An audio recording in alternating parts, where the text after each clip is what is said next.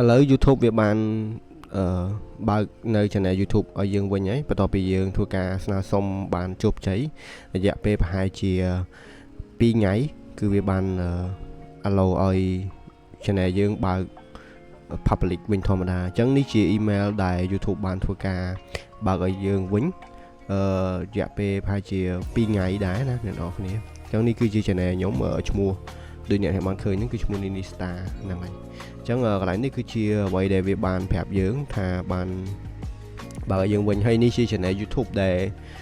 វាបើកឲ្យអញ្ចឹងយើងអាចបើកទៅគឺវា public វិញធម្មតាហើយ channel នេះគឺជា channel artist បន្ទាប់ពីបានបើកហើយគ្រាន់តែវាធ្វើការដាច់នៅជា page artist channel អត់មាន verify ជា artist ទេប៉ុន្តែយើងអាចស្នើសុំនៅវីដេអូក្រោយទៀតអញ្ចឹងអ្នកនេះចាំមើលវីដេអូក្រោយរបៀបក្នុងការស្នើសុំបន្តទៀតសួស្តីអ្នកនរគ្នាអញ្ចឹងថ្ងៃនេះខ្ញុំនឹងមកបង្ហាញអ្នកនរគ្នាពីរបៀបក្នុងការស្នើសុំនៅ channel YouTube ដែលបាន remove ចេញដែល channel ខ្ញុំគឺបាន YouTube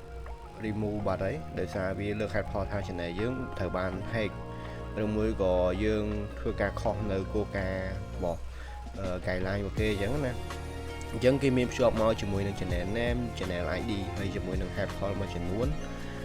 ដែលយើងដែលគេបានរកឃើញនឹងហើយគេទុកឲ្យរយៈពេលរបស់យើងតែ30ថ្ងៃទេបើមិនបើយើងអត់អាចបើយើងអត់បានធ្វើ process ហ្នឹងទេគឺវានឹងលុបជារៀងរហូតអញ្ចឹងណាហើយយើងអត់អាចទៅបង្កើត channel អីផ្សេងទៀតបានទេអញ្ចឹង head call មួយចំនួនដែលគេបានបញ្ជាក់ប្រាប់យើងហ្នឹងគេថាដោយសារតែ channel យើងធ្វើខុស spam ហើយមានដូចជា security អីផ្សេងណាហើយនឹង scam អីចឹងទៅអាហ្នឹងក៏ខ្ញុំអត់ទាន់ច្បាស់ដែរប៉ុន្តែជាការសង្ស័យរបស់ខ្ញុំវាអាចមកពីពេលដែលខ្ញុំផុសវីដេអូហ្នឹងគឺខ្ញុំបដូរ VPN អញ្ចឹងអាចនឹងវាចាប់ទៅវាគិតថា channel យើងត្រូវបានគេ hack ដោយសារតែIP វាបដូរអញ្ចឹងណាអញ្ចឹងអាហ្នឹងគឺជាការសង្ស័យរបស់ខ្ញុំទេអញ្ចឹងគេទុកពេលរយៈពេលយើង90ថ្ងៃ30ថ្ងៃដើម្បីស្នើសុំហើយដំបូងយើងត្រូវ sign in នៅ Gmail ហ្នឹងចូលក្នុង desktop យើងdesktop មិនមែនជាទូរស័ព្ទទេណាហើយធ្វើការ take action មួយគេគឺពាក់ព័ន្ធមួយនឹងការទៅសេស្នើសុំគេអញ្ចឹងទៅអញ្ចឹងនៅក្នុងវីដេអូនេះសម្រាប់អ្នកទាំងអស់នេះអត់ចេះទៅសេទេខ្ញុំមាន script ឲ្យដែល script ហ្នឹងគឺខ្ញុំបាន generate ចេញពី AI អញ្ចឹងខ្ញុំឲ្យ AI វាជួយសរសេរ script នឹងឲ្យខ្ញុំ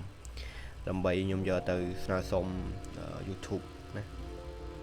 អញ្ចឹងមាន permission យើងចូលទៅរបៀបក្នុងការស្នើទាំងអស់គ្នាអញ្ចឹងរបៀបក្នុងការស្នើអ្នកនេះចុច start investigation ហ្នឹងមកហើយវានឹង load direct ចូលមកក្នុង channel យើងអញ្ចឹងអ្នកនេះត្រូវប្រកាសថា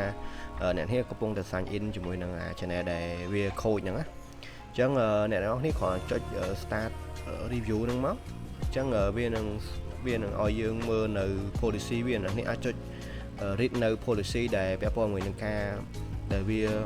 បិទយើងវាពាក់ព័ន្ធជាមួយនឹងការ scam ហើយនឹង fake engagement fake អីចឹងទៅcomment spam អីចឹងណាអានោះជា head call ដែលគេបានចោតប្រកាន់មកលើ channel យើងអញ្ចឹងអានេះគឺជាការស្នើសុំតវ៉ាដើម្បីយក channel យើងមកវិញអញ្ចឹងអានេះបើសិនយើងមានពេលអានយើងអាចអានទៅតែខ្ញុំអត់អានទេខ្ញុំអ្នកនេះអាចចុច next បន្តខាងក្រោមអញ្ចឹងពេលចុច next មកវាចេញកន្លែងខាងលើអ្នកនេះត្រូវចុចយកខាងលើកុំចេះខាងក្រោមគឺមានន័យយើងទទួលយកការចោទប្រកាន់របស់គេហ្នឹងហើយអញ្ចឹងយើងអត់ទទួលទេយើងត្រូវចុចយកខាងលើពាក្យថា start appeal កន្លែងប៊ូតុងពាក្យ start appeal ហ្នឹងអញ្ចឹងអ្នកនេះចុចលើប៊ូតុង start appeal ហ្នឹងមកបាទអញ្ចឹងពេលចុចលើ start appeal ហើយវានឹងឲ្យយើងដាក់ email អញ្ចឹងមានន័យថាបើសិនជាមានអីមកវិញគឺវានឹងបោះទៅ email ហ្នឹងឬមួយក៏អ្នកនេះចុចខាងក្រោមក៏បានដែរខាងក្រោមហ្នឹងយើងដាក់ email ណាផ្សេងអញ្ចឹងណាកន្លែងនេះគឺជា form ដែលខ្ញុំយក ChatGPT មកបើសិនជាអ្នកនេះចង់បានខ្ញុំដាក់នៅ link នៅខាងក្រោម comment ហើយនឹងនៅក្រោម description ហើយបើអ្នកនេះអាចនេះទេចូលមកយកក្នុង Telegram channel ខ្ញុំក៏បានដែរចាំខ្ញុំតម្លាក់ចូលក្នុង Telegram channel អាច join Telegram channel ទៅពេលខ្ញុំមានអី update ថ្មីខ្ញុំនឹងបន្ថែមទៀតហើយអ្នកនេះយកទៅគ្រាន់តែដូរអា ID ដែលខាង YouTube គេផ្ញើមកដូរទៅជាដាក់ channel របស់អ្នកនរគ្នាវិញដាក់ channel ID ដែល email គេដាក់វិញណា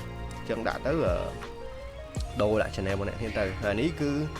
បានទេគឺវាឲ្យយើងចាំរយៈពេល2ថ្ងៃ